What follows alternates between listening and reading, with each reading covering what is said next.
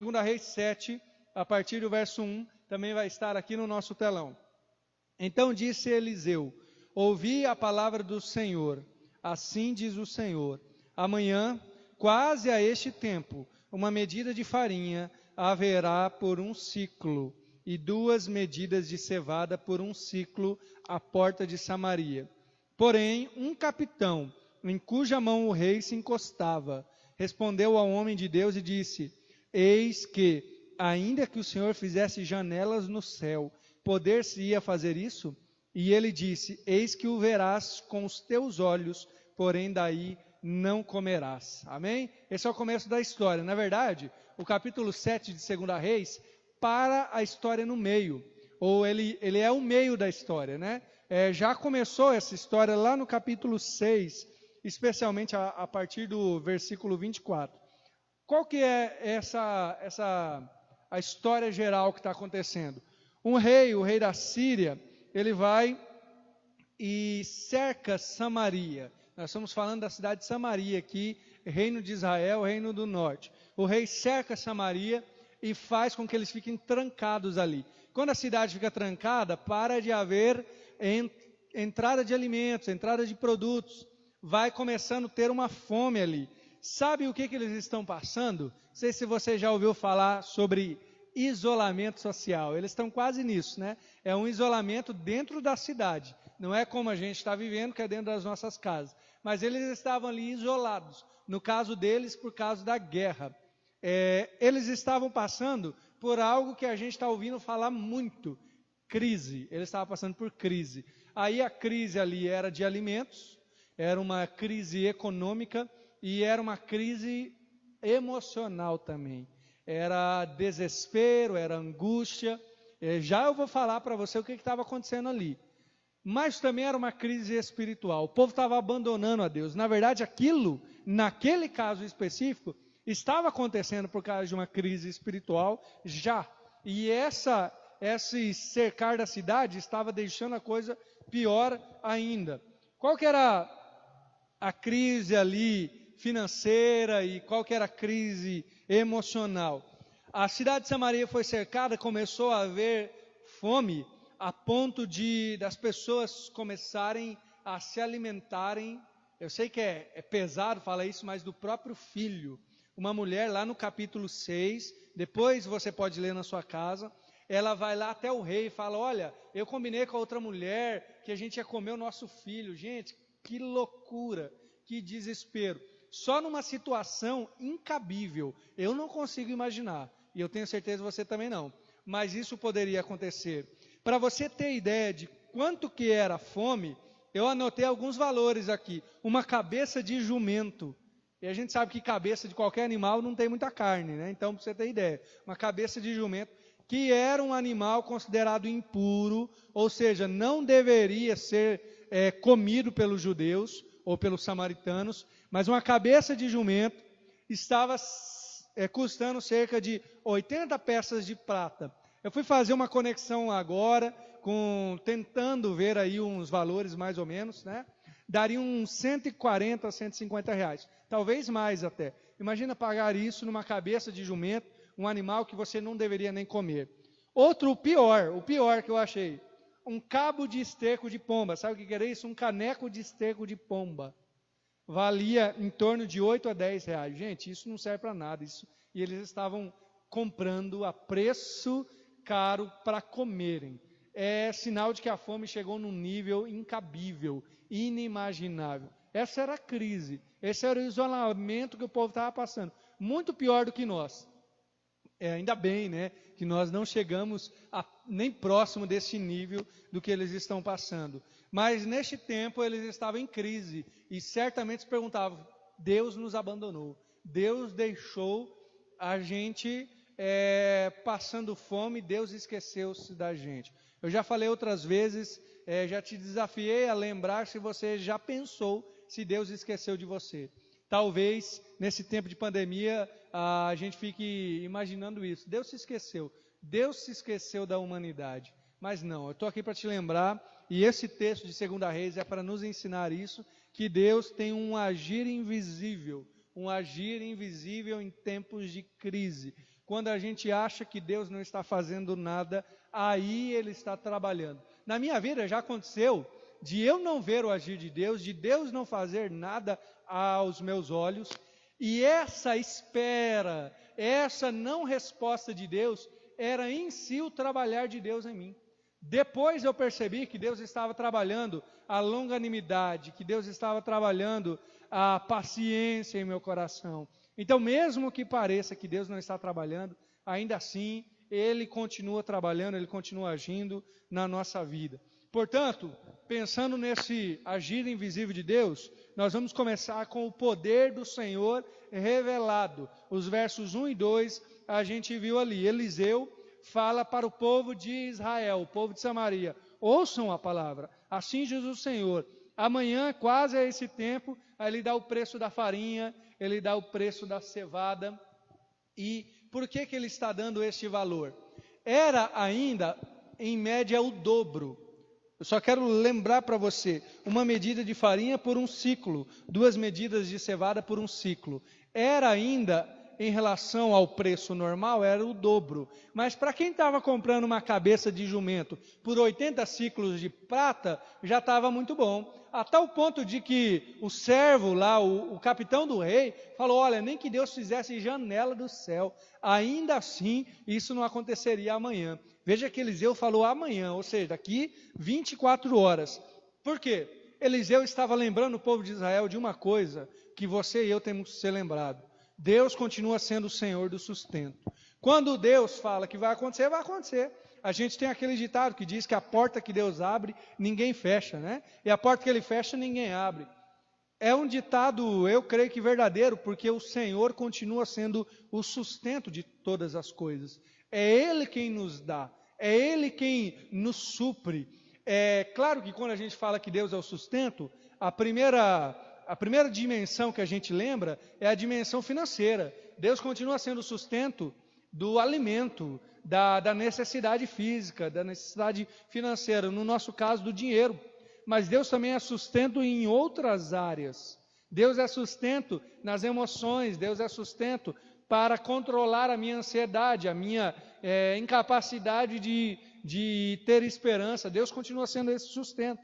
Mas tem gente que não consegue ver, porque tem gente que não quer ver. O capitão do rei falou para Eliseu, como eu disse, se mesmo que houvesse janelas no céu, gente, se houvesse janela no céu, é óbvio que haveria sofrimento. E Deus já fez janela no céu? Já fez. Lá no deserto, quando o povo estava caminhando, saindo do Egito, caminhou 40 anos no deserto, Deus fez chover comida. Chover. Caía o maná, claro que não era uma chuva, mas caía do céu o maná, alimentação. O povo enjoou do maná, começou a falar mal de Deus. Senhor, esse negócio aqui está ruim, não está gostoso, parece criança reclamando da salada. Aí Deus fala, então vou mandar codornizes a ponto de sair pelos seus narizes, ou seja, é tanta que vocês vão enjoar de comer, e Deus manda codornizes. Deus já abriu janelas no céu para suprir o povo de Israel. Ele já havia feito isso. Mas aquele capitão do rei fala assim, olha, nem que Deus fizer janela no céu, não vai haver suprimento. Tem gente que não vai ver, tem gente que não vai ter esperança por um simples motivo, porque não quer. Porque colocou no seu coração duvidar, colocou no seu coração olhar para o lado contrário. Tudo está ruim, nada vai dar certo, nada vai acontecer. O coronavírus, ele intensifica isso. Ou o desespero que acontece por aí intensifica. Então eu vou me dar mal, alguma coisa de ruim vai acontecer comigo. Se você é esse tipo de pessoa, bom, eu não vou dizer para você mudar do dia para a noite, mas para você começar a olhar mais para o Senhor, para você começar a confiar mais na palavra do Senhor, não ser como aquele capitão do rei que olha para Eliseu e desfaz do que Deus tinha acabado de falar. Que seja assim, que a gente comece a fazer um esforço para enxergar a mão do Senhor. O agir dele é invisível, mas ainda que seja invisível, quando ele age a gente consegue enxergar. Opa, eu não estou vendo Deus, mas eu estou vendo que Ele está fazendo alguma coisa. Deixa eu perguntar um negócio para você. O que Deus está fazendo nesse tempo na sua vida? O que te deixar em casa está fazendo no seu coração? Quem sabe você está começando a ter que pensar sobre algumas coisas que talvez você tenha enterrado por anos. Aquilo é Deus fazendo, pode ser que está incomodando, mas é um incômodo bom. Quem sabe você está precisando lidar com algumas situações na sua casa, na sua família. Quem sabe vocês dois aí que estão me assistindo, né? Ou dois, ou três, ou a família inteira, estão precisando lidar com algumas situações que você já ouviu falar de empurrar com a barriga? Vai deixando para depois.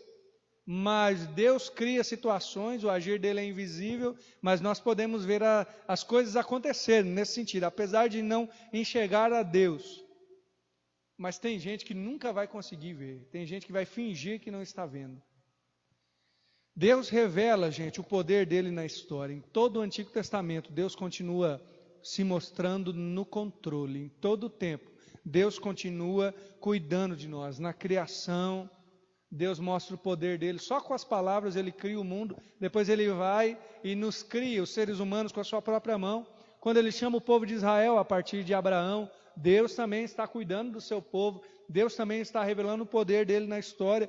Quando ele manda os profetas, seja Elias, seja Eliseu, depois nós vamos ter os profetas que chamamos de profetas clássicos, aqueles que escreveram livros do Antigo Testamento. Deus revela o seu poder na história.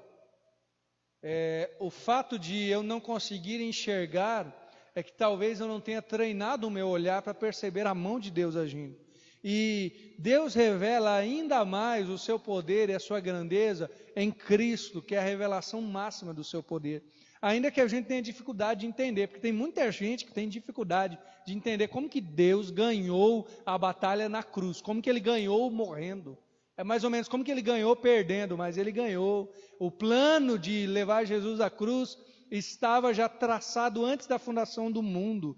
Cristo é a revelação de Deus. E essa profecia de Eliseu falando que Deus iria dar o sustento, é apenas uma pequena demonstração. Aqui, quando Eliseu profetiza libertação, quando Eliseu profetiza saciedade, ele está sendo uma pequenina demonstração do que Jesus iria fazer conosco. A pequena libertação que o povo de Samaria teve quando se abriram os portões é apenas uma demonstração de fato da grande libertação que nós podemos ter em Jesus.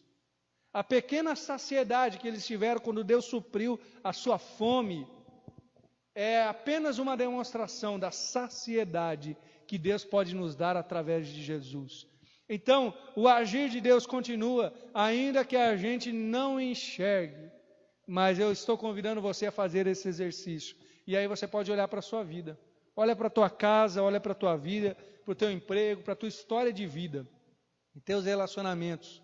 Quantas vezes Deus cuidou de você? Quantas vezes você que tem entregado sua vida para Jesus, quantas vezes Deus guiou você? Quantas vezes Ele trabalhou em você, mudando em você algum aspecto, talvez até algum pecado? Quantas vezes Deus nos mudou e moldou, né?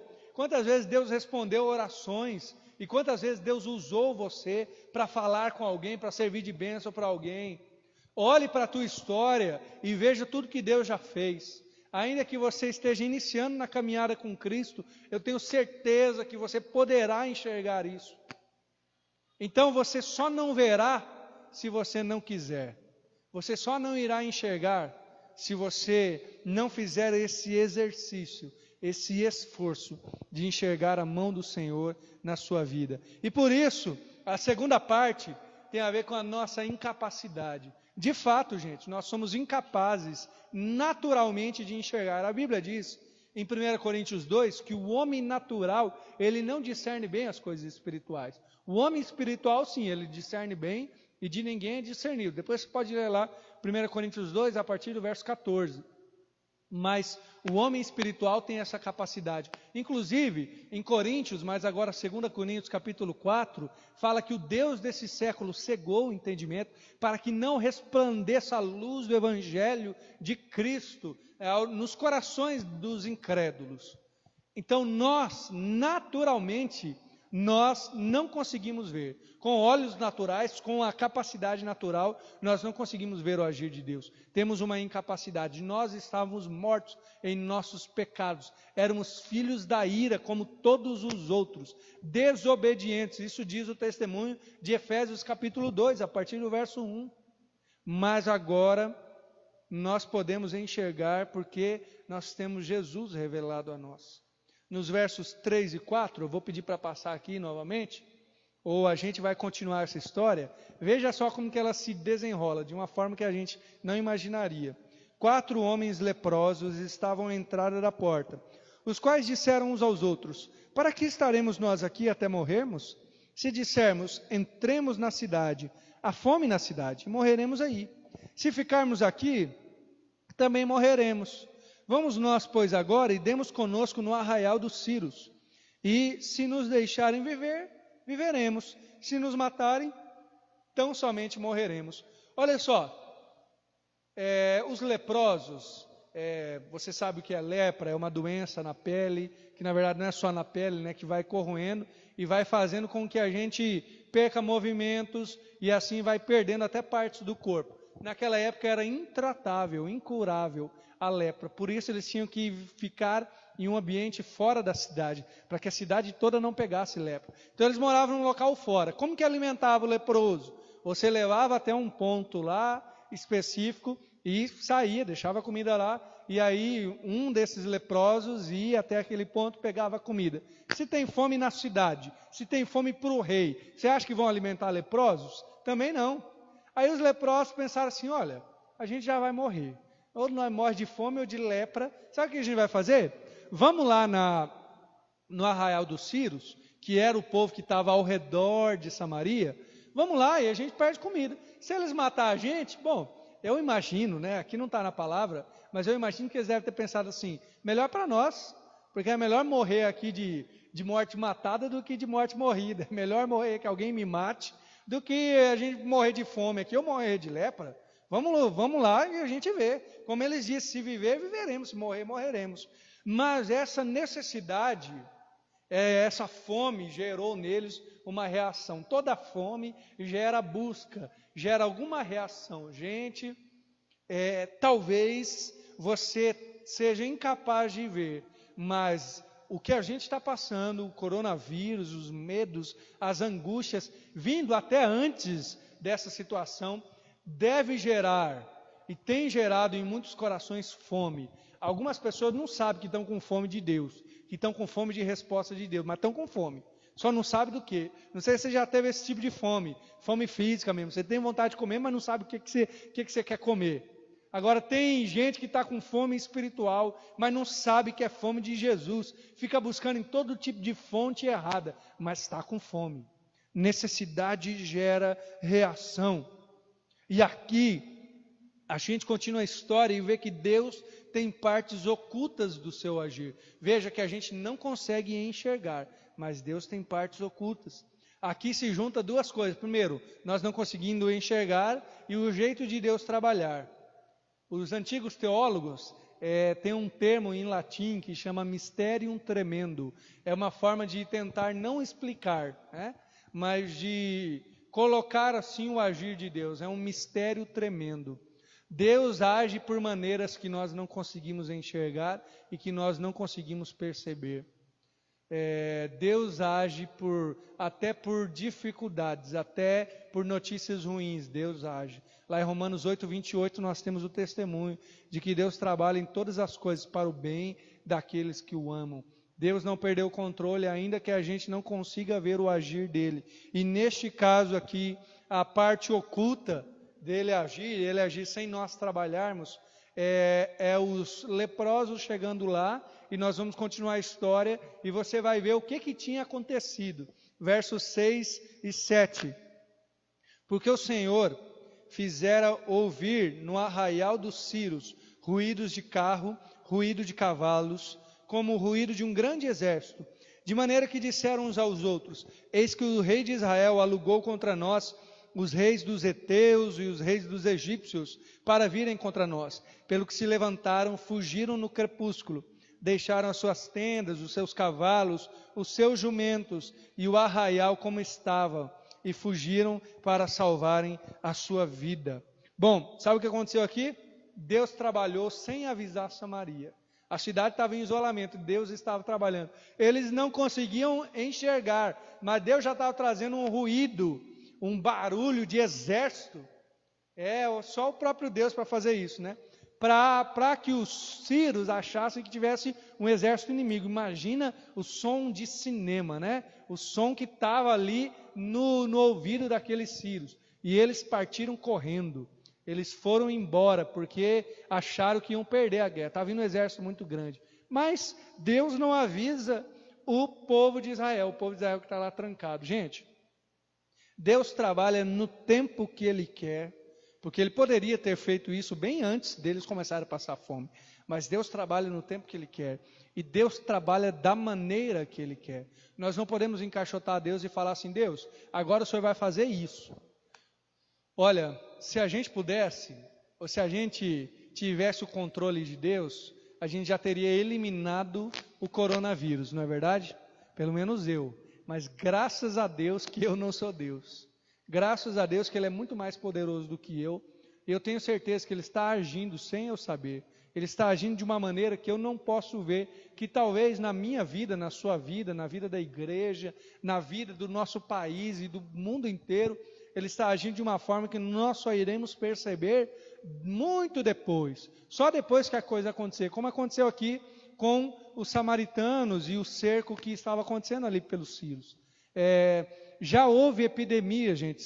Eu já preguei aqui para os irmãos, acho que há uns 3 ou 4 domingos atrás, sobre as primeiras epidemias no Império Romano.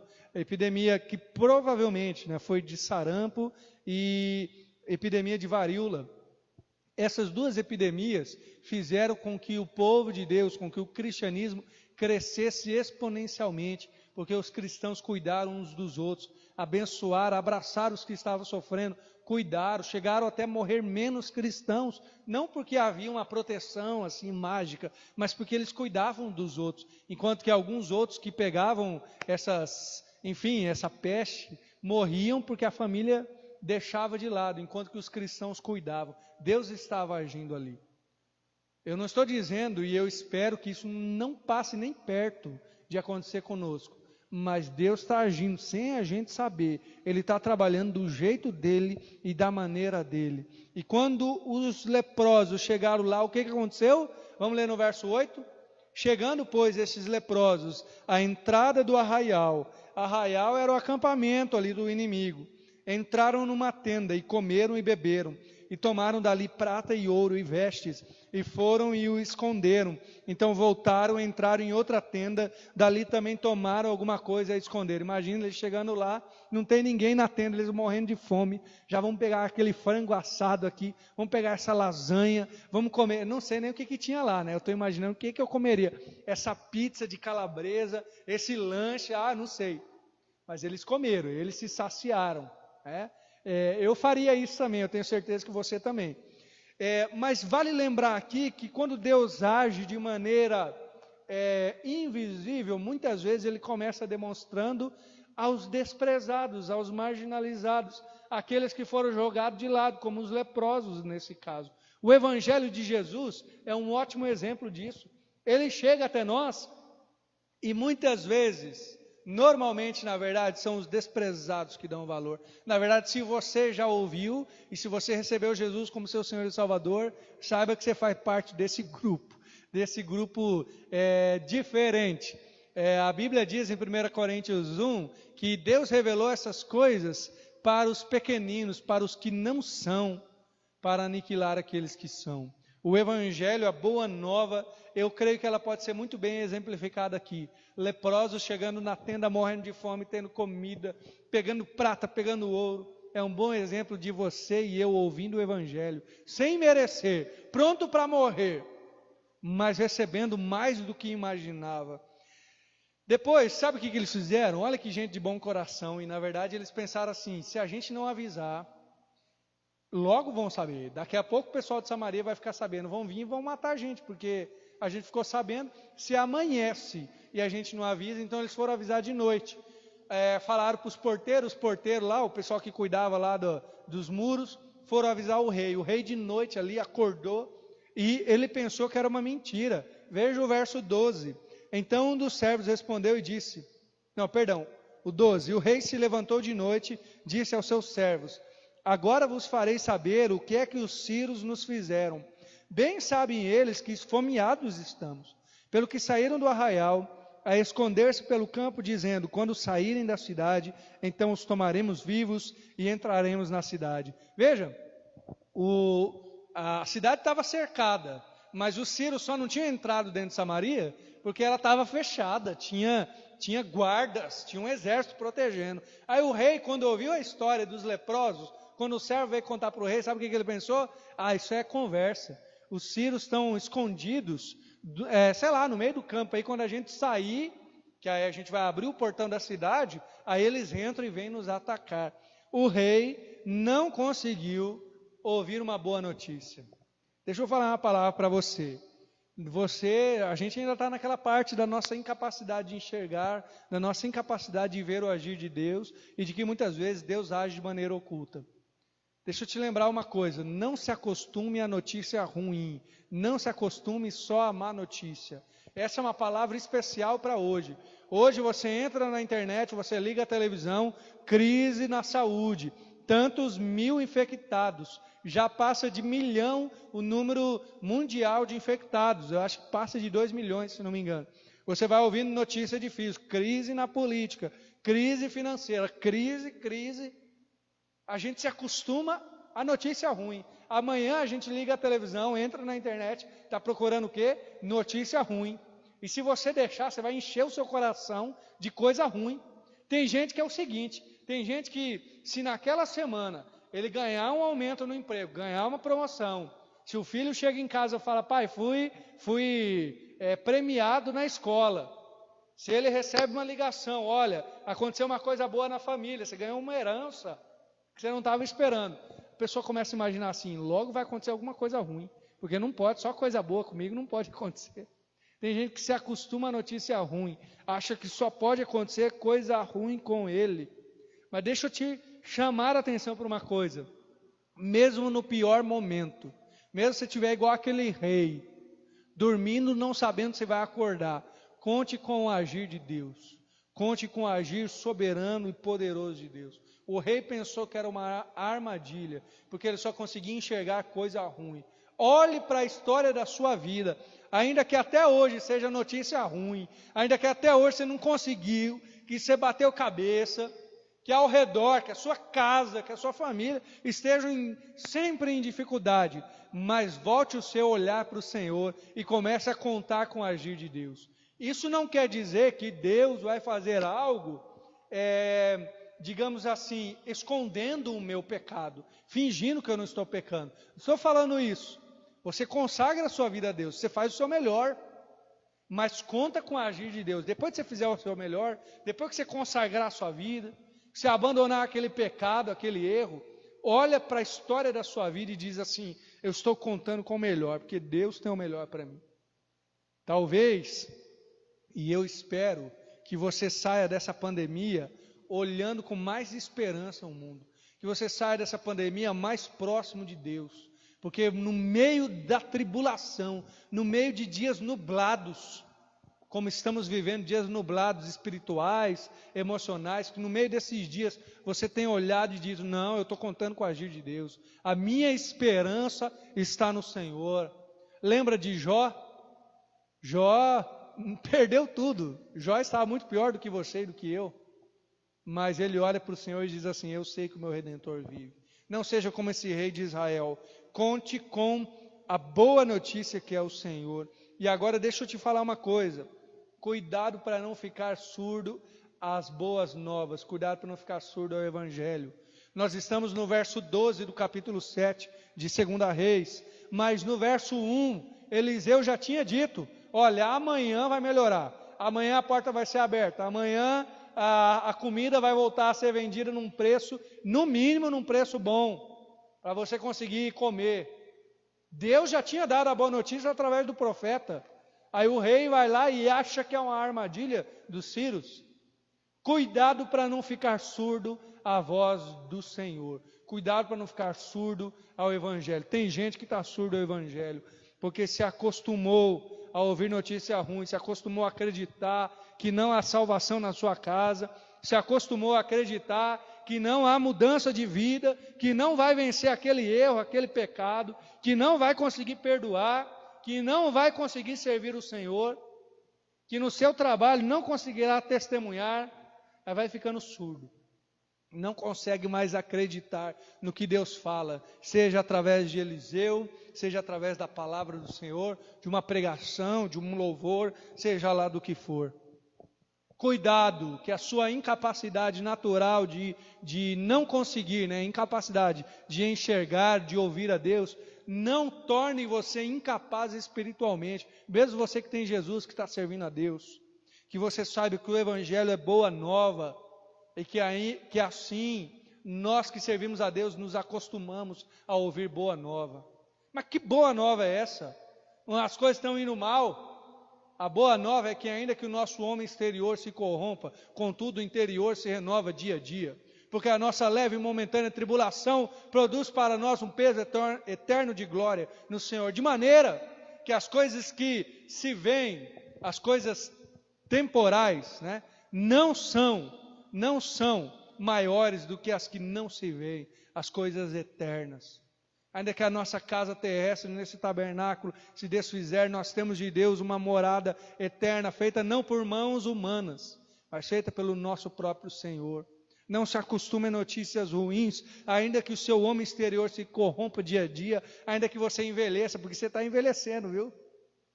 Ainda assim o interior se renova. Vamos para o terceiro ponto.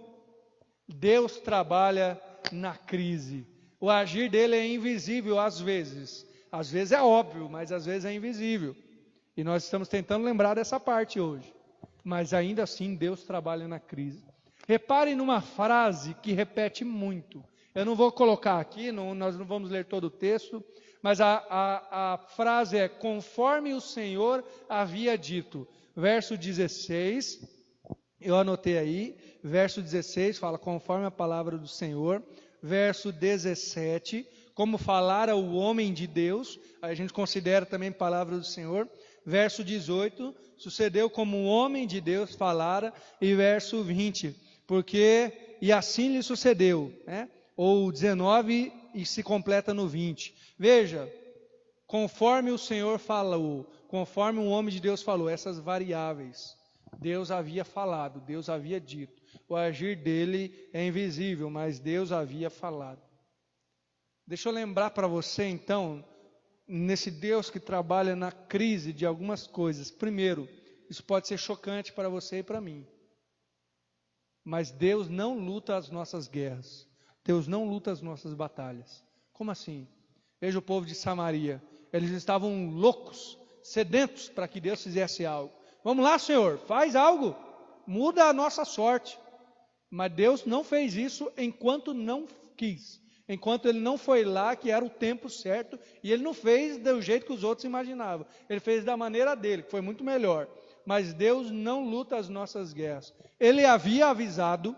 Veja aqui que a gente leu várias passagens que fala: o Senhor falou, o Senhor tinha falado, o homem de Deus tinha falado. Ele havia demonstrado que estava no controle. Mas somos nós quem lutamos as batalhas do Senhor. Você percebe a diferença? Não é Deus que luta a minha batalha. Eu falo: agora, Senhor, essa semana tem que acontecer isso. Não. Somos nós que lutamos a batalha do Senhor. Se você serve a Deus, você é chamado a lutar a batalha do Evangelho, primeiro no seu coração, primeiro na sua vida, depois na sua casa, depois no seu trabalho, depois um testemunho da igreja para a sociedade, para o mundo. Mas nós acompanhamos a Deus naquilo que Ele quer fazer. Isso já me dá uma resposta, talvez para você também. A gente teve que caminhar até aqui para que a resposta fizesse sentido em nosso coração hoje. Mas me dá uma resposta de que por que Deus não elimina tudo que é de mal agora? É porque Deus tem o tempo dele, a batalha é dele. Se Ele quisesse, num estalar de dedo, num piscar de olhos, Ele acabaria com todos os males. Eu não estou falando só do vírus. mas somos nós que estamos lutando as batalhas do Senhor. Portanto, nós, no meio desse tempo, nós dizemos: Senhor, o que o Senhor quer fazer? Senhor, o que o Senhor quer falar? Senhor, o que o Senhor quer me ensinar? Porque a batalha é sua, eu só estou junto, eu só estou acompanhando. Outra coisa importante, nossas crises servem para que a gente consiga enxergar. O C.S. Lewis, um autor inglês, fala que o sofrimento, e aqui eu coloquei crise, mas pode ser sofrimento, seja físico, emocional, qualquer que seja. O sofrimento é um megafone de Deus, para que a gente consiga ouvi-lo. O megafone é uma coisa que aumenta o som, como um microfone, como uma amplificação no som. O sofrimento faz isso. Nossas crises servem para que a gente enxergue a Deus, ou consiga enxergar coisas que a gente não estava conseguindo ver. Eu falei aqui no começo da mensagem para você olhar um pouco para a sua história. Olha lá para os tempos de crise. Será que não foi nesses momentos que você se aproximou de Deus? Será que não foi no momento de crise, seja ela qual for, sofrimento qual for, que você repensou sua vida espiritual? Então, nossas crises servem para que a gente comece a enxergar um pouco mais do Senhor. Na crise de Samaria, Deus revelou a sua soberania. Até rimou, olha aí, dá para fazer uma poesia. Deus revelou a soberania dele, como ele era grande, como ele era poderoso, como ele estava no controle. Na crise de Samaria ficou exposto a fraqueza do rei, a fraqueza daquelas pessoas, porque só Deus poderia mudar a sorte delas. Na sua crise, Deus está mostrando para você que você não consegue, mas que Deus consegue, que Ele é poderoso. E por final, lembra? Estamos no ponto que Deus trabalha na crise. Por final, as crises servem para testar qual Deus nós confiamos. Eu quero te levar a pensar, nós estamos em 2 Reis 7, mas você lembra que essa história começou no capítulo 6 ainda. Então, vai lá em 2 Reis 33. 2 Reis 33. Vai aparecer, 2 Reis 6, 33, no capítulo 6. O último verso antes do capítulo 7. E o que está acontecendo aqui? O rei envia um servo para falar com Eliseu. E este servo fala essa frase. Estando ele ainda falando com eles, ou seja, Eliseu estava falando com as pessoas ao redor, eis que o mensageiro descia a ele, e disse o rei: eis que este mal vem do Senhor. Que mais, pois, esperaria do Senhor? Na verdade, eu errei a citação, não é nem o servo, é o rei quem fala isso. Disse o rei, o mal vem do Senhor, o que eu posso esperar do Senhor? 2 Reis 6, 33. Gente, sabe o que o rei está mostrando aqui? Que é o seguinte: Deus não está fazendo o que eu quero, então para que eu vou esperar algo mais dele? Deus não está servindo para o que eu acho que Deus serve. Deus não está me servindo, porque óbvio, se há um Deus, ele tem que fazer o que eu quero. Não é para isso que os deuses servem? A gente não vai lá, bota um sacrifício lá e compra a Deus? Não é para isso? Não é para isso que a gente vem na igreja? Não é para isso que a gente é batizado, vem todo domingo na igreja, lê a Bíblia? Não é para quando eu quiser Deus fazer o que eu quero? Não. A crise serve para testar em qual Deus você está confiando. E se você acha que o relacionamento com Deus deve ser assim, que eu posso ter um tanto de crédito, vamos dizer, eu começo a servir a Deus, começo a fazer várias coisas, e aí, quando eu quiser, Deus vai fazer o que eu quero. Você não está servindo a Deus, você está servindo a qualquer outro ídolo, seja o seu coração, seja qualquer outro ídolo, mas não é Deus, porque o Deus de fato está lá em Mateus 6,33. Olha, deu até certo, 2 Reis 6,33, em contraste com Mateus 6,33. Buscai primeiro o reino de Deus e a sua justiça, e todas essas coisas vos serão acrescentadas. Primeiro nós temos o rei de Samaria, lá naquela história que a gente está ouvindo. Um rei que se relaciona com Deus de maneira utilitarista, de maneira a utilizar a Deus, de maneira egoísta, de maneira pagã. E agora nós temos Jesus nos ensinando a se relacionar com Deus. Sabe como? Busque primeiro o reino de Deus. Coloque ele como prioridade. As outras coisas vão se acertando. Mas se não se acertar, Deus continua no controle. Só não está se acertando agora porque Deus não quer. Se você está colocando o reino de Deus em primeiro lugar, pode ter certeza que mesmo que algumas coisas não estejam saindo como eu quero, ainda assim Deus está controlando isso, usando para a glória dele e para o meu bem, para o meu crescimento. Entende? Agora essa crise, especialmente essa crise do coronavírus, está mostrando para nós qual Deus nós servimos.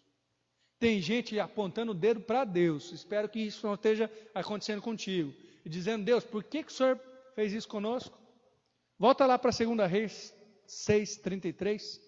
Por que nós vamos continuar servindo a Deus, se Ele fez o que Ele está fazendo, se Ele está deixando a gente sofrer? Tem gente se relacionando com Deus, conforme 2 Reis 6:33, como o rei disse ali para Eliseu. Mas o seu chamado é se relacionar com Deus como Jesus quer. Teocêntrico, sabe o que é isso? Colocar Deus no centro, dependente de Deus, buscando em primeiro lugar o reino de Deus. Para a gente finalizar então, nós começamos a treinar o nosso coração, treinar o nosso olhar para enxergar o Senhor. A crise que estava instalada em Samaria era muito maior do que a nossa, ainda assim Deus agiu.